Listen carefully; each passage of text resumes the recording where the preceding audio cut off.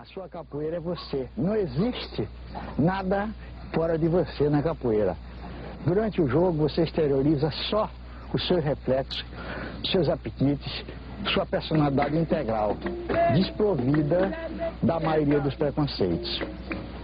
Essa individualização da capoeira permite a quebra de todos os bloqueios, porque deixa de existir toda a superestrutura social, cultural, educacional, que nos impede de nos manifestarmos todos os complexos, e a pessoa fica livre, livre como um anjo, livre como um vento. E como o vento, ela é a expressão da verdade. A diferença é que o batuque é de um para o outro, mas é uma coisa dura, nunca se não pode ser uma coisa assim, é uma duro mesmo, que o batuque que eu tenho que privilegiar esses dos pés, um pé apoia, o outro não apoia. Pois bem, o sujeito bate perna lisa, pois bem, o sujeito dá banda seca e aí continua, pois bem, continua mesmo, batendo duro, né? Eu corto, outro corta embaixo, o outro sobe, vai cair lá fora. Batuque. Quem me levou para a capoeira foi a vontade de ser valentão. Eu queria ser valentão, porque eu sou da geração dos valentão. Meu pai era primo do besouro de Santa Amaro, aquele besouro que contam tanta coisa dele aí, mas eu não conheci ele. A capoeira tem negativa, a capoeira nega, a capoeira é positiva, tem verdade. Negativa é fazer que vai e não vai. E na hora que ele mais espera, a capoeirista vai, entra e ganha. E quando ele vê que perde, ele então deixa a capoeira na negativa do camarada para depois então ele vir revidar. O capoeirista corre. E ai daquele que correr atrás do capoeirista. E o camarada corre atrás dele, o que é que deu a ele para guardar? Tem alguma coisa muito. Madeira tirada no mato, com 15 dias, depois de seca, a madeira chamada biriba. Então se bota um pedaço de fogo, mete o arame e depois passa uma pinça de verniz. É a única coisa. Não é como os berimbau de Angola, que eles tiram a madeira verde, pintam e vendem os turistas pelo bom berimbau. No entanto, o berimbau autêntico, verdadeiro, são esses. São esses que eu falo. Berimbau era um instrumento usado na África para outros tipos de rituais. Ou era um instrumento que era usado para as pessoas, às vezes, e caçar e ficar um tempo lá, também era usado para as pessoas em certos rituais fúnebres, então ele tinha uma outra função. O ritmo é o mestre da capoeira. Então o berimbau, como comanda o ritmo, o berimbau passa a ser o mestre. Antigamente, o tambor, né, era quem comandava o ritmo, então o tambor era o mestre de capoeira, assim como no candomblé. Existem 3 hipóteses fundamentais a respeito da origem da capoeira. Uma é que ela veio no bojo do Brasil negreiro já formada. A segunda que é um fenômeno de desenvolvimento rural. E a terceira que é um fenômeno de desenvolvimento urbano. Mas em todos os casos, as raízes da capoeira, inegavelmente, inquestionavelmente, residem na África, principalmente com o povo bantu abaixo do Saara. Então, a meu ver, na minha opinião, considerando todas a história da capoeira, as várias formas em que a capoeira se manifestou através do tempo, tanto em Rio de Janeiro, como em Salvador, como em Recife, e se nós lermos as descrições da capoeira antiga, a meu ver, a capoeira é um fenômeno urbano. A capoeira se desenvolveu nas cidades, cresceu, assimilou muitas roupas novas, influências. Em cada lugar ela se apresentou de uma certa maneira como um arquetipo africano no Brasil, que se manifesta diferentemente, mas existe inerente nessa cultura. E vai ver que a propagação da capoeira se deu por via marítima, onde havia portos, onde há portos em que existe uma população portuária representada por marinheiros, carregadores, estivadores, arrumadores, homens de força de que dentro do recôncavo baiano ficavam sujeitos ao ciclo das marés. Então, nesse período entre a maré cheia, pré-mar, e a vazante, o carregador fica sem fazer nada. E eu não conheço jeito nenhum de baiano que não está fazendo nada, não está debricando e batucando. Os índios, eles tinham duas formas, duas técnicas de agricultura conhecidas como a coivara e a capoeira.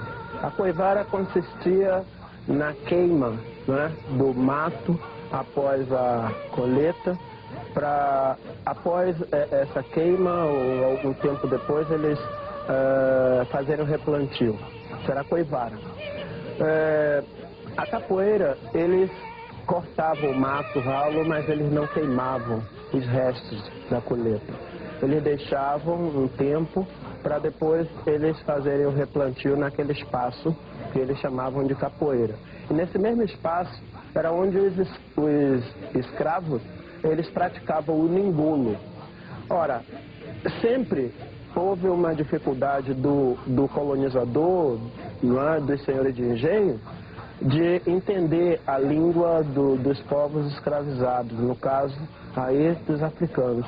E eles chamavam a prática, que os escravos estavam fazendo naquele local, eles chamavam pelo nome que tinha o espaço físico, capoeira. O ningolo é uma dança ritual da tribo dos Mucopi, em Luanda, Angola, que dois jovens disputavam pela moça durante a iniciação, né? E aí, esse jovem, quando vieram para o Brasil como escravo, eles usaram essa dança e se transformou no que a gente chama de capoeira hoje. Mas hoje em dia, com algumas outras pesquisas que eu tenho feito e vários outros lugares que eu tenho pesquisado, eu descobri que não é simplesmente o ningolo, né, que é parte da capoeira.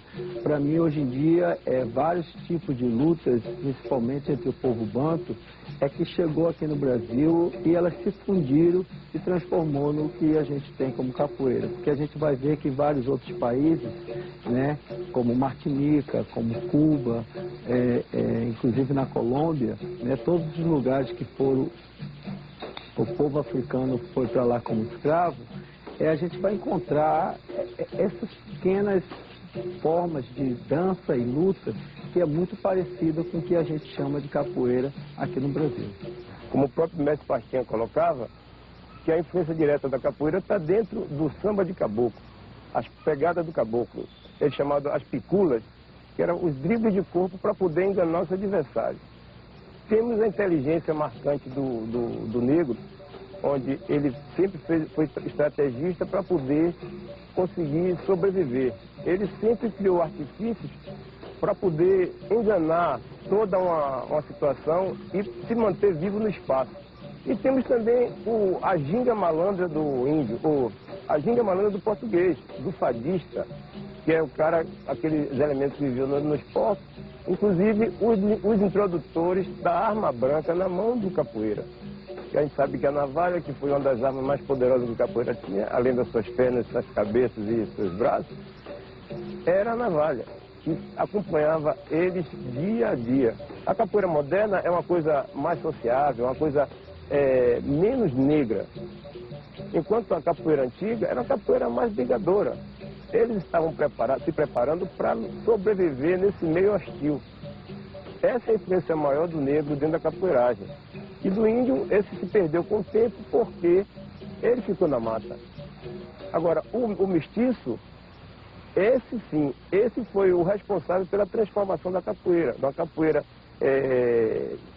brigadora, violenta, combativa, para uma capoeira sociável, essa capoeira doce, meiga que a gente tem hoje, principalmente no que se refere à capoeira Angola, que é uma coisa lúdica, é só poesia.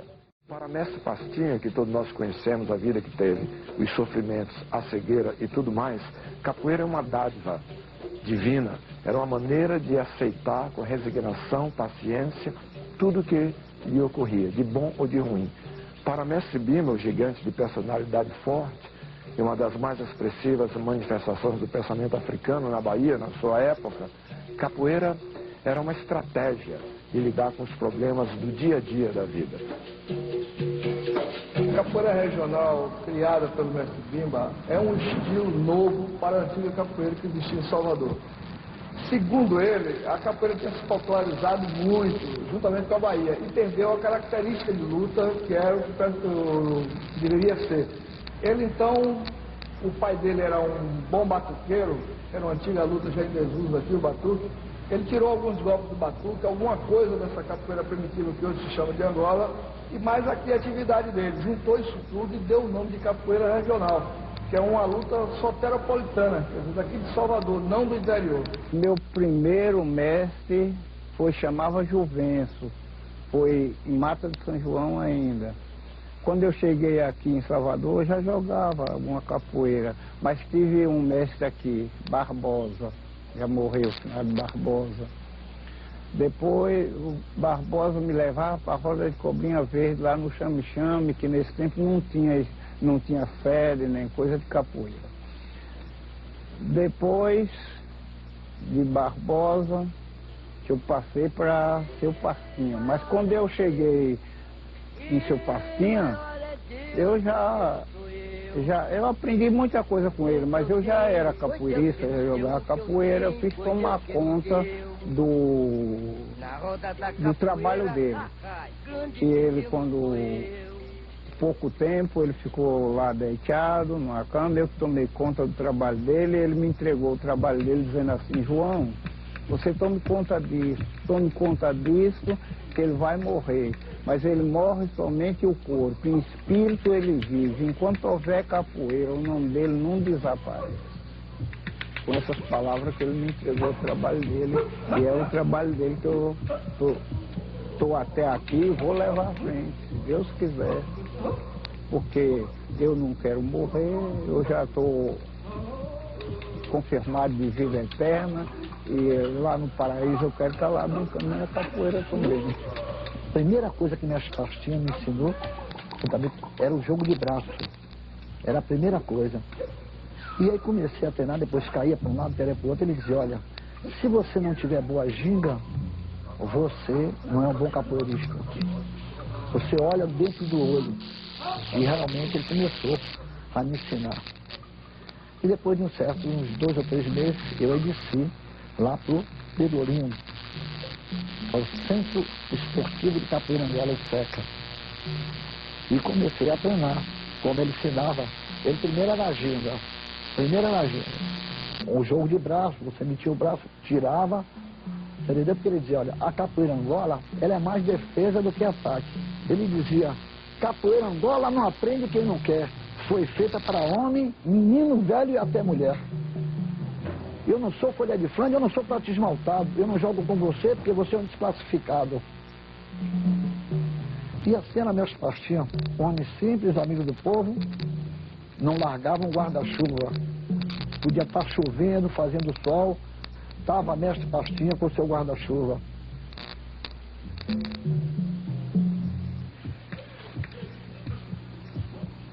Pastinha? Pastinha? É. O que é que está sentindo agora? Ah, Hein? eu estou muito nada. Estou bem, graças a Deus.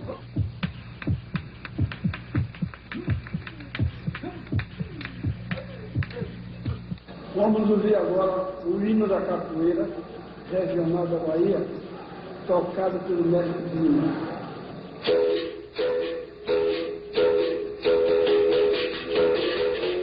Logo aos 6 anos, meu pai já me levava para a academia, no terreiro, no centro. E aqui no Nordeste era onde se realizava as festas de formatura, de batizado, exames. Durante a semana, terça e quinta, sempre tinha apresentação de samba de roda, candomblé, capoeira, maculelê, enfim. Esse lugar aqui é o marco, é o que mais me traz lembrança, recordação de toda a convivência que eu tive com meu pai. Ele recuperou algumas coisas que estavam no passado, fundiu também, junto com a capoeiragem que ele sabia, uma luta africana com o nome de batuque, cujo meu avô era campeão dessa modalidade, e daí ele desenvolveu uma sequência de ensino, criou um método de ensino e colocou o nome de regional.